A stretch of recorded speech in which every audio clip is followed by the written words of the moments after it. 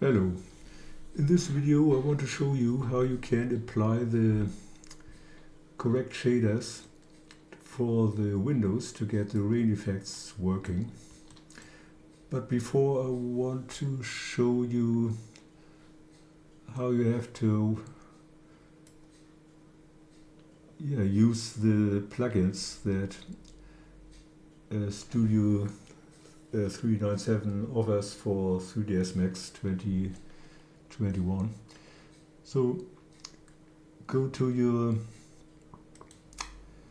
rFactor 2 installation into the subfolder Support, Tools, Plugins, Max 2021. As you can see, there are two subfolders here, x64 and x64 beta, but both folders contain the same files. So just copy these three files and paste them into the installation folder of your 3ds Max into the subfolder plugins that they appear here. And you have to do that before you start 3ds Max. Yes, you need them to be able to export the objects directly from 3ds Max into rFactor 2. Okay, here are the windows from the last video where I've shown how the mapping and the vertex illumination painting had to be done. And now we want to apply the shaders. So at first we hit the button or the key M on the keyboard, M like material, that the material editor opens. And yes, we have to use this one. There are two different modes. The other mode is the slate material editor, that is a bigger window with another sheen, but we have to use the compact material editor here. And when you click on physical material, you can see the Gmotor material appearing here. That is the one that we use for rFactor 2. But if you start with modding for rFactor 2 and you have just copied and pasted the plugins into the 3ds Max installation, you probably won't see it here because the default setting in 3ds Max, the default render setting is Arnold as the renderer. That is the default setting, and if that is set, you will not see the material here in the list. So if that is the case for you, simply go to the button rendering here in the menu, rendering, render setup, where go to renderer, select the scanline renderer, that is the one that we have to use, and to get it being loaded every time, stay in the common tab here, scroll to the very bottom, open the assign renderer rollout, and you can set it here. Usually it looks like this then, and click on this button with the three dots and select the scanline renderer here. That looks like that, and then save as defaults. So now if you next time open 3ds Max, the scanline renderer will be loaded as the default, and you can start to work. Okay, the next thing that is important for rFactor 2. rFactor 2 uses submaterials of a multi-sub material. Sounds a bit complicated, but it's not. So just simply select a material slot here. Because it's the fresh one, I take the first one, go to physical material and select multi-sub-object here. Yes, keep old material as submaterial, I'll just click OK, then you get 10 material slots. Yes, preset it. And yes, we have two windows. We have inside windows and we have outside windows, and so we have to have two materials. So click on the first material slot here, and again go again to physical material here, and this time select the G motor material. As said, that is the one that we use here. I will start with the inside windows.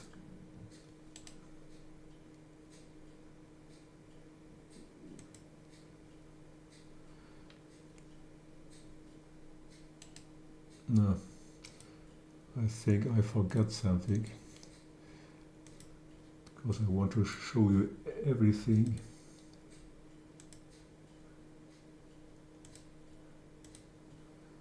Okay. I just have removed all materials to show you the whole procedure and what can happen. So I said I will always only leave the inside windows here. That is, with that we start. Okay. Yes, we have the. You can also give the multi-sub material any name that you want, because that doesn't appear in rFactor, but it's easier for you to identify for what it is. You can give the name of the car or whatever. Yes, as said, the first material we will use for the inside windows, so we go to the shader drop down here, scroll to the bottom, and there you can see windscreen inside shader, no rain, same for the outside. We want to start with the inside shader, so we select windscreen inside shader. Now you can see 4 slots here. The first is for the main Windows texture, the next for the specular map, the third for the cube map, and the last one is for the rain effects. And there you have only to set the mapping channel. When you open it and scroll a bit down, you can see this box here, this drop down map channel, and set this to 2 here. Yeah, as said in the last video, I have shown how the mapping has to be done, and also the channel 2 mapping, and that is that what you have to set here, that yes, the shader knows which channel it has to use for the rain effect. Don't apply a texture here, nothing, just set the channel to channel 2 here. Okay. Then we give the material a name, let's say Windows in, and here I would recommend to use a more specific name, like your car name. Here I just use car here.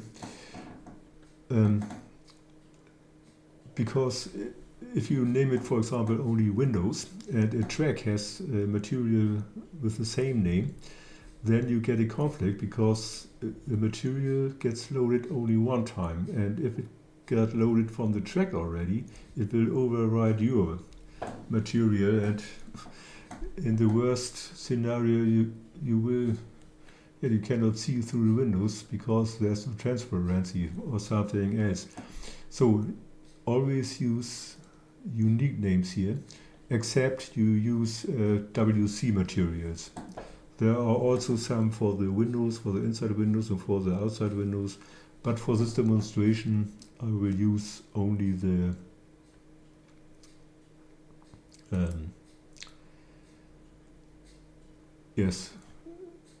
car windows and a simple name. So now we have the material name set. Now we can apply the textures. Yes, open the texture slot, and on the top you can click on the bitmap button here, none, where's none, and select the windows in. I use different textures for the inside, for the outside windows, because if you, for example, will use colored windows, like I've made it here for the outside, as you can see they are much darker than the inside. You have the possibility to use different alpha channels and different colors, because in the inside view you don't want to have too much, don't want to see too much color or a milky window. So we'll use normally a almost complete black alpha channel for them, with to have the best view, and a gray alpha channel for the outside. So for the inside window I will use the demo windows in for the inside. Copy the texture name here, click open and then paste it here.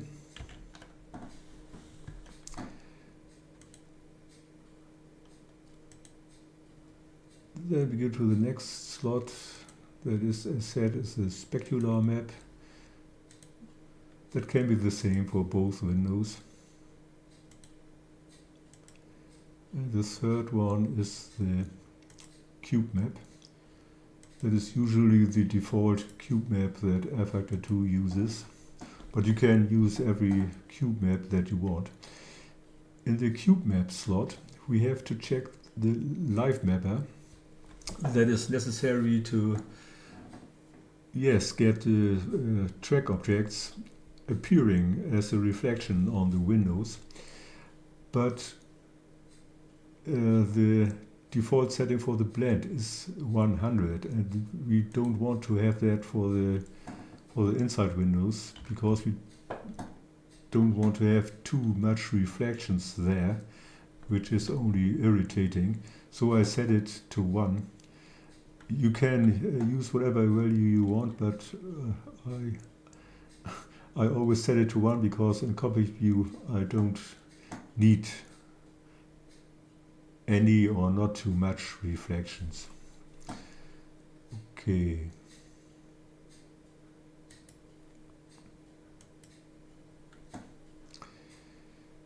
Yes, and another thing to get the reflections working is the reflection mapper. You have to enter the name rFmap0 here. That is the one that gets used on the tracks to show the reflections on the windows, and this is necessary that you enter that here. Okay, we have the correct shader, we have all textures. All these settings of the ambient, diffuse, specular colors, and also where the cube map is, the Fresnel reflection, I leave everything as it is. You can edit that later and with a web-based material editor directly in the dev mode, which is much easier because you can see how it looks in the sun or at night, and yes, you can set everything there much easier than here. Okay, now we want to apply the material to this window, so we select this window here, and then we click on this button, Assign Material to Selection. as you can see, it appears black now. Normally, as it is said here, assignment selection, that you should see the texture appear, but this is black now. And that happens often in 3ds Max 2021. What you have to do then is go to the main texture slot again, and you can see this button here, Show Shaded Material in Viewport. This is activated already, but the texture doesn't appear here. So uncheck it and check it again, and then the texture will appear. I don't know if it's a bug from 3ds Max 2021, but in this way you can fix it easily.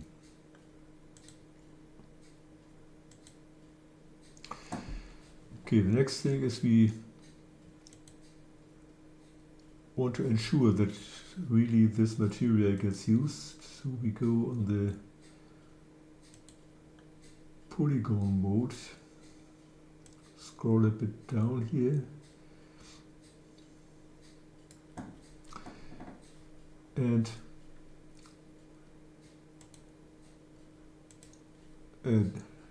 did I assign it already? Okay, select it, assign material, okay.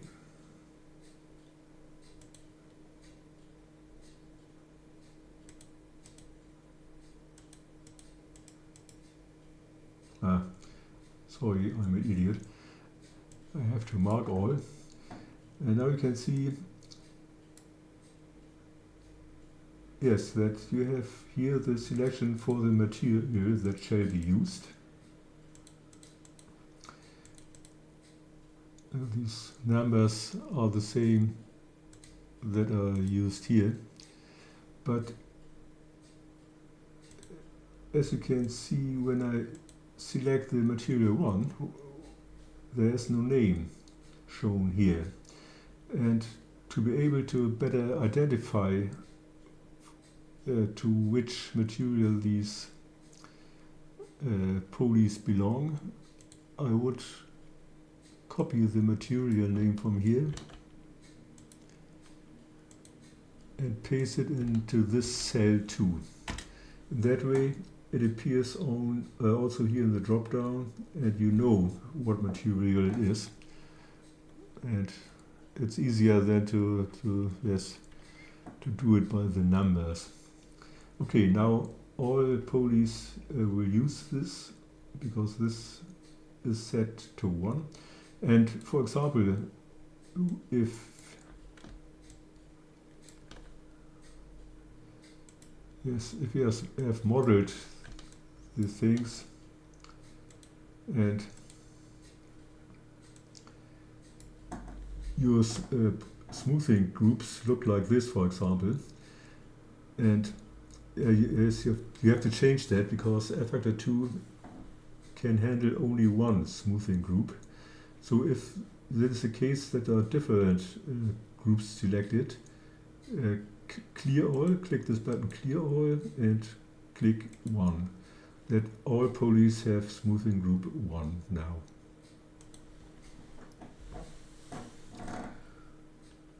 Okay. Yes, that were the inside windows. I will hide them now and unhide the external windows. What we can do now, because there are not too much difference, we simply copy this first material, right click on it and copy. Then we right click on the second slot and say paste. And we will give it the name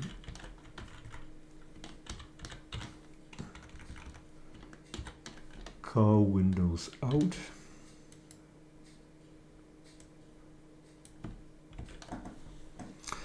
And here we of course will use the windscreen outside shader and also the outside texture. By the way, I paste the name of the texture in this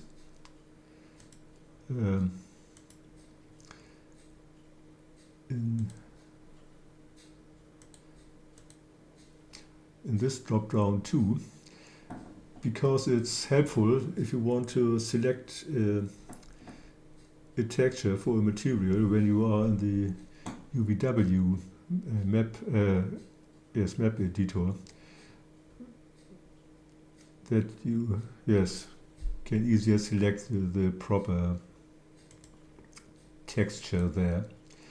And for the cube map, we can use a higher value for the blend now. I will use 60 because you want to have it looking like a real window, like real glass. Yes, and that's it already. As said, all other values I would recommend to set in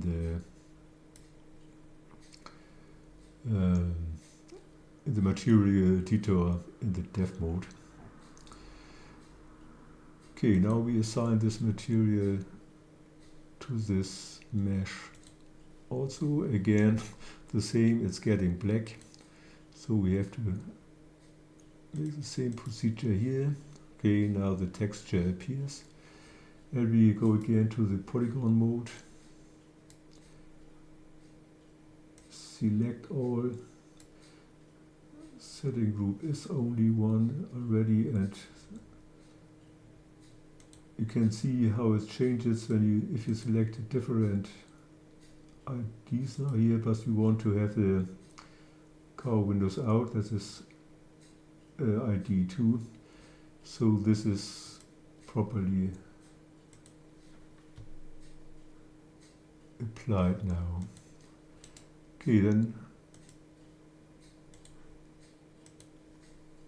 I will unhide both objects and go to the converter. Yes, I have made an own button set for me already. And what we want to use here is this GMT converter V2.5 to U. And it will not appear. You have to move it here by your own, but you can click the button More here if everything is flash. And as said, if you don't have it here already, you can select it here then. And now it's not here anymore because it is already here. But here is the selection that you can use to define your own button set. As said, we want to have the GMT converter now. Yes, and the most important thing is here the correct export path to the folder and to that you want to export the meshes. And for the windows in the instance rollout, you can deselect everything. Just the lot in should be 0, and as a lot out I will take 600. Okay, now we can export them, that you can here do mesh. That is the best message that you can get here, conversion successful. Okay, then let's see how it looks in the game.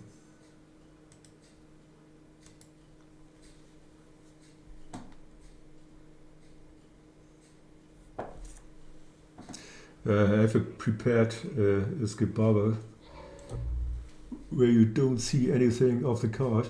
You only see the meshes that you want to test.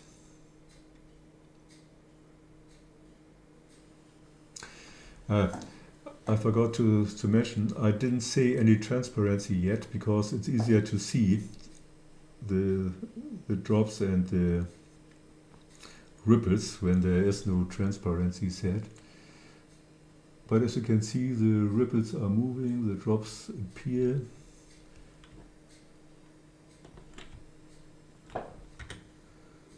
That looks good so far.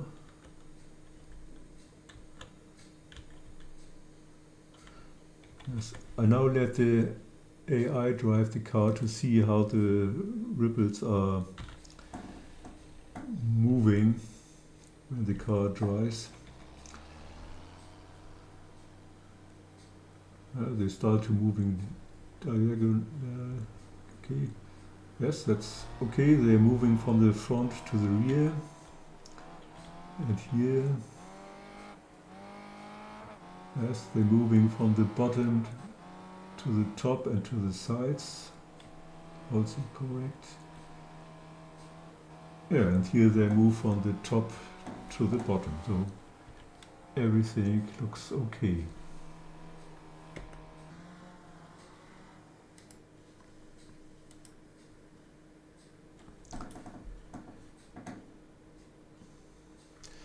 Okay, there are two things left. One thing is the transparency.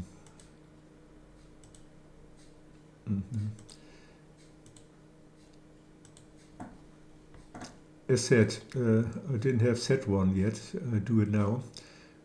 For the Windows, you normally use for the source blend, source alpha, and for the destination blend, inverted source alpha.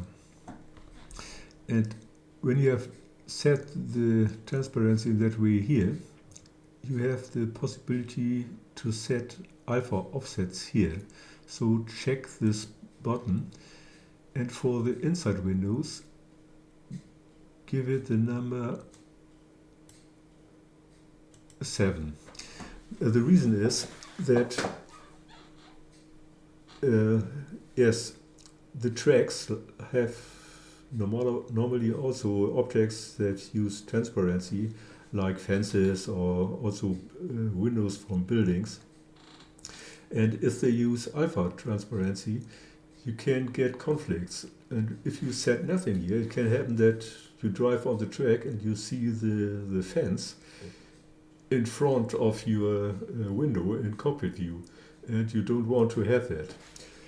And the values are 1, 2, 3, 4 for the tracks, and 5, 6, 7, 8 for the cars. And I use 7 because if you use 8 here, which would be the highest, you cannot see rain spray, for example, anymore. So I use 7 for the inside windows, for the cockpit windows, and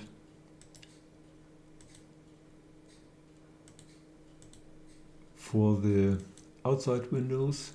Oh, you can see if no transparency is set, this checkbox is inactive, so you have to set the transparency first.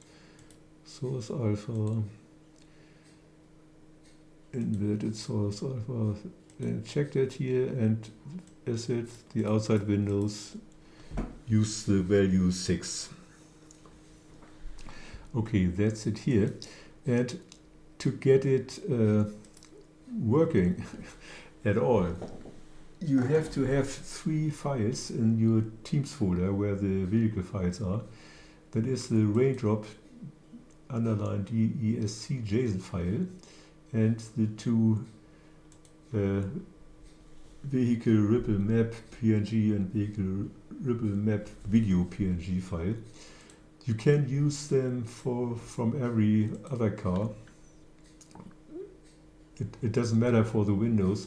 If you want to use that also for your car body, you have to adapt everything to your body. You have to, for example, paint these this mapping scheme according to the colors that you use here in the description JSON file, because you can define here the movement of the ripples for every different color that you use for the different parts of the car. But this is another chapter. for the window ripples, you only need to have them in your Teams folder. That's all. Put them into it and it should work in the way that I have shown before. Okay, I hope I didn't forget anything and I hope it helps you a little bit. Thank you for watching.